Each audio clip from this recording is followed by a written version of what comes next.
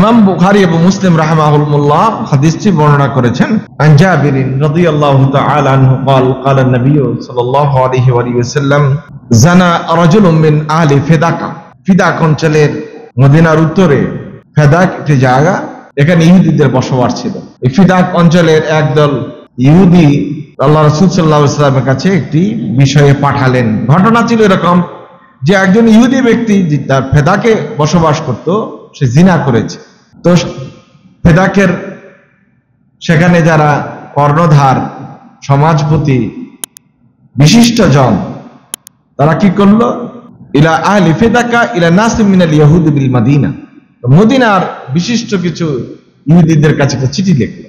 চিঠির ভাষা ছিল এরকম যে সালু মুহাম্মাদান আন যালিক, মুহাম্মদকে জিজ্ঞেস করো তো এই লোকটি যে জিনা করেছে তার বিচার কি হবে।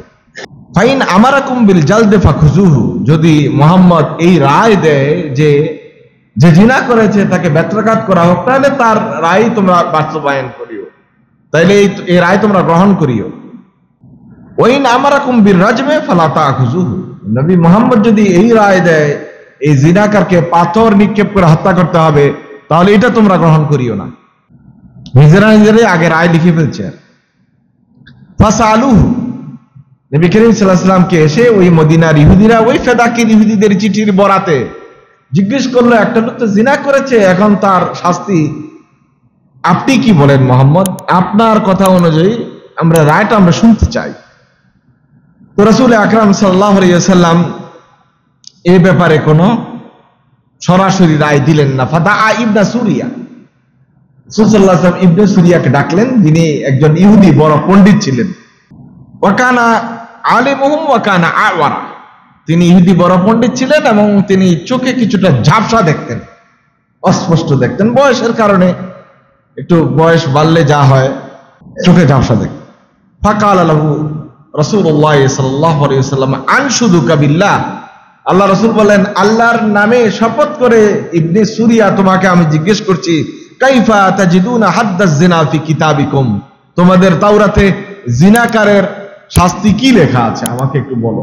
ফাকালে ইবনে সুরিয়া, ইবনে সুরিয়া বললেন, ফা আম্মা ইজা নাশাত্তানি বিল্লাহে, যখন আল্লাহর নামে কসম করে তুমি আমাকে জিজ্ঞেস করেছো, তো আমি তোমাকে বলি, ইন্না নাজিদু ফিত তাওরাতে আন্না নাজরাতা জিনা ওয়াল ইতিনাকু জিনা ওয়াল ক্বাবলাতু জিনা, আমাদের ধর্মের কিতাবে লেখা আছে মহিলাদের দিকে কুদৃষ্টি দেওয়া এটা জিনার গুনাহ, মহিলাদেরকে জড়িয়ে ধরা অপরিচিত কোনো মেয়েকে সেটি জিনার গুনাহ, আর তাকে চুম্বন করাও গুনার জিনা।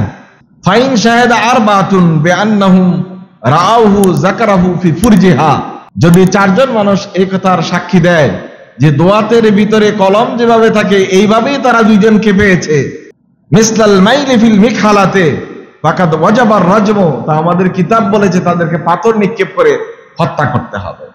ফাকালেন নবী সাল্লাল্লাহু আলাইহি ওয়াসাল্লাম হুয়া যাকা, নবী করিম সাল্লাল্লাহু আলাইহি ওয়াসাল্লাম বললেন, তাহলে তোমরা রজমের শাস্তি সম্পর্কে আমাকে না, তোমরা জিনার শাস্তি সম্পর্কে আমাকে যে প্রশ্নটি করেছিলে তার উত্তর হলো তাকে পাথর নিক্ষেপ করেই হত্যা করতে হবে, যেহেতু তাওরাতে এই হুকুমটাই দেওয়া আছে যেটা ইহুদিরা গোপন করত। আল্লাহ সুবহানাহু ওয়া তাআলা সূরা আল মাইদার 42 নম্বর আয়াতে এই কথাটি উল্লেখ করেছেন, সাম্মাউনা লিল কাযিব, 2 নম্বর লোকদের কাজ হলো তারা মিথ্যা কথা খুব কান লাগাইয়া শোনে। সাম্মাউন মুবালাগার ছিল, কান লাগাইয়া শোনে। ওয়াক্কালুনা লিসসাহত, এটাও মুবালাগার ছিল। আল্লাহ তাআলা বলেন তারা অন্যায়ভাবে অবৈধ সম্পদ উপার্জনের জন্য, ভোগ করার জন্য তারা ব্যতিব্যস্ত থাকে। ফাইন জাউকা ফাহকুম বাইনাহুম, আপনার কাছে যদি ওরা এই ধরনের বিচার নিয়ে আসে তখন আপনি তাদের মধ্যে চূড়ান্ত ন্যায় বিচারটি করে দিন। সুতরাং মাল সম্পদ দৌলত এবং বিচার কার্যে কোন রকমের পার্সিয়ালিটি করা, একমুখী সিদ্ধান্ত দেওয়া, স্বার্থপর সিদ্ধান্ত দেওয়ার কোনো সুযোগ নেই। নবী করিম সাল্লাল্লাহু আলাইহি ওয়াসাল্লামকে আল্লাহ তাআলা সতর্ক করেছে। এখন আমাদের দেশে একবারে রুট লেভেল থেকে শুরু করে উপর লেভেল পর্যন্ত, এমনকি আন্তর্জাতিক বলয় পর্যন্ত বিচারক অথবা দায়িত্বশীল বা যার হাতে কাজটি আটকে থাকে তাকে ঘুষ দেওয়ার প্রবণতা, প্রচন্ড বদভ্যাস আমাদের রয়েছে। একটু আগে বলেছিলাম যে আন্তর্জাতিক পর্যায়ে এই ধরনের ঘুষ বিনিময়ের দায় দায়িত্ব যারা নেয়, দালাল, এদের কিন্তু নতুন নাম হলো লবিস্ট। তারা লবিং করে। লবিস্ট মানে হলো একটা বড় দালাল। তার কাজ হলো যে ঘুষ দিবে আর নিবে তাদের মধ্যে সেতু বন্ধন তৈরি করে দেওয়া। সামনে হাদিস আসতেছে, নবী করিম সাল্লাল্লাহু আলাইহি ওয়াসাল্লাম এই কাজটিকে আরো জঘন্য অপরাধ বলে উল্লেখ করেছে। সুতরাং আমরা আমাদের অর্থনৈতিক সমৃদ্ধি অথবা অর্থ উপার্জনের বিষয়টি নিয়ে সচেষ্ট থাকবো, যেন অন্যায়ভাবে কোনো টাকা, কোনো পয়সা আমার রিজিকের ভিতরে ঢুকে না যায়। আল্লাহ রাসূল সাল্লাল্লাহু আলাইহি ওয়াসাল্লামকে আল্লাহ সুবহানাহু ওয়া তাআলা সূরা আল মাইদা আয়াত নম্বর 62-63 আল্লাহ তাআলা ইরশাদ করেন, তারা কাসীরাম মিনহুম ইউসারিউনা ফিল ইসমি ওয়াল উদওয়ান। কোরআনে কারীমে আল্লাহ কথাগুলি এত সুন্দর করে বলে দিয়েছেন, যেহেতু আরবি ভাষাটা আপনাদের আয়ত্তে নাই, এই জন্য আপনারা কোরআন শরীফটা পড়ে মজা পান না, পড়েন অন্ধের মতো, আর কতক্ষণ পরে সুমা দিয়ে রেখে দেন, কোনো অনুভূতি তৈরি হয় না। আল্লাহ তাআলা কত সুন্দর করে বলছেন, তারা কাসীরাম মিনহুম ইউসারিউনা ফিল ইসমি ওয়াল উদওয়ান ওয়া আকলিহিমুস সুহতা লাবিসা মা কানু ইয়ামালুন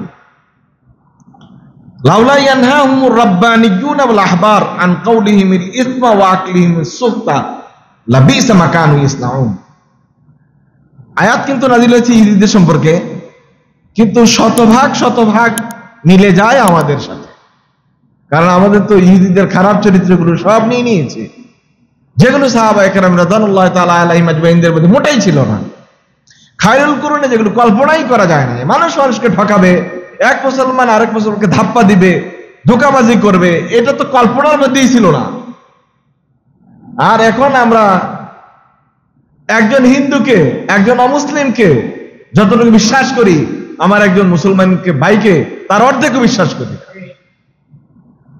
আমরা বলি তো তোর মানে জিনিসপত্র কিনবে হিন্দু দোকান থেকে কেন, আমরা যদি বলি যে যদি জিনিসপত্র কেনো তাহলে কোনো মুসলিম দোকান পাও কিনা, হেরা ভালো মানুষ, হেরা বাকি দেয় না। তাহলে আমি আমার মূল্যায়ন একজন ইমানদার ভাইকে কি মূল্যায়ন করলাম? আমার ইমান ভাই চিটার, বাটপার, দুষ্ট, ধোঁকাবাজ, মিথ্যুক এবং সে অবৈধ অর্থ উপার্জনকারী, সে মাপে কম দেওয়া অভ্যাস, সব বদ অভ্যাস তার আছে, এটা আমি স্বীকৃতি দিলাম। তার একটি উল্টো দিক হলো, আমিও যেহেতু তাদের সম্প্রদায়ভুক্ত, আমার মধ্যে এই দুটোগুলো আছে, আমারটা তো আমি বলবো না, আরেকজন বলবে আর কি। এটা খুবই দুঃখজনক। আল্লাহ সুবহানাহু ওয়া তাআলা এই চরিত্রগুলো আমাদের জন্য বলেন নাই, বলছেন ইহুদিদের চরিত্রগুলো। আল্লাহ সুবহানাহু ওয়া তাআলা বলছেন, অধিকাংশ মানুষদেরকে তোমরা দেখবে, ওদের মাঝে অধিকাংশ লোকদেরকে তোমরা দেখবে ইউসারিউনা ফিল ইসমি ওয়াল উদওয়ান, গুনার কাজ, অন্যায় কাজ, পাপাচারের কাজে, বাড়াবাড়ির কাজে, মানুষদেরকে ঠকবাজি করার কাজে, ধাপ্পা দেওয়ার কাজে, ধোঁকা দেওয়ার কাজে তাদের ইউসারিউন, তারা প্রতিযোগিতায় লেগে যায়, কে কত বেশি ধোঁকাবাজ, কে কত বেশি মানুষদেরকে ঠকাতে পারে, কে কত বেশি অন্যায়ভাবে অর্থ উপার্জন করতে পারে। ওয়া আকলিহিমিস সুহতা, আর অবৈধভাবে সম্পদ ভোগ করার ক্ষেত্রে লাবিসা মা কানু ইয়ামালুন, তারা কতই না নিকৃষ্ট কাজে লিপ্ত। আল্লাহ তাআলা বলেন, লাউলা ইয়ানহাহুমুর রাব্বানিয়ুন, যারা রাব্বানি উলামায়ে কেরাম, ইহুদিদের মধ্যে আল্লাহওয়ালা, ওয়াল আহবার এবং বিদ্বান মানুষ, আন কাউলিহিমিল ইসমা ওয়া আকলিহিমুস সুহতা, তারা যদি তাদেরকে অন্যায় কাজ, পাপাচার থেকে বিরত না রাখতো এবং অবৈধভাবে সম্পদ উপার্জন থেকে তাদেরকে বারণ না করত, লাবিসা মা কানু ইয়াসনাউন, তারা তাদের অন্যায় অপরাধের মাত্রা আরো শতগুণ বাড়িয়ে দিত। উলামায়ে কেরাম দেখেন, ইহুদি আলেমরা যদিও ইহুদি, কিন্তু তারাও কিন্তু তাদের উম্মতদেরকে রক্ষার চেষ্টা করেছে, জাতিকে বাঁচানোর চেষ্টা করেছে। আল্লাহ তাআলা ওই ইহুদি আলেমদের প্রশংসা করেছে। আমরা যখন সুদ ঘুষের বিরুদ্ধে কথা বলি, দুর্নীতির বিরুদ্ধে কথা বলি, একদল মানুষ আমাদের উপর খুবই ক্ষিপ্ত, যে মোল্লাদের কারণে আমাদের মানে খুবই খারাপ বাজার যাইতেছে, মুখ দেখাইতে পারে না, ঘুষখোর বলে মানুষ স্লোগান দেয়, কোথাও গেলে মানে দুর্নীতিবাজ বলে, মোল্লাদের কারণে। কিন্তু আল্লাহ তাআলা বলছেন, এই মোল্লাগুলি না থাকলে তোমরা যে কোন মাত্রায় যাইতা, এটা একমাত্র আল্লাহই ভালো জানে। লাবিসা মা কানু ইয়াসনাউন। যুগ যুগ ধরে যেই ধর্মের আলেমরাই হোক, মানে যে অবস্থার ইহুদি আলেমদের কথা আল্লাহ তাআলা প্রশংসা করেছেন, কারণ ইহুদি আলেমরা তাদেরকে এই অবৈধ সম্পদ উপার্জন থেকে বাধা প্রদান করত, মানুষের সম্পদ জবরদখল করা থেকে, গসব করা থেকে মানুষদেরকে বিরত রাখত। ওলামায়ে কেরামদের কাজই এটা, যে জাতি যখন একটা ধ্বংসের দ্বারপ্রান্তে চলে যায় তখন জাতিকে উদ্ধার করা এবং একটা সঠিক দিক নির্দেশনা দেওয়া, কোন পথে আপনি আপনার দেশ, রাষ্ট্র, সমাজকে পরিচালনা করবেন।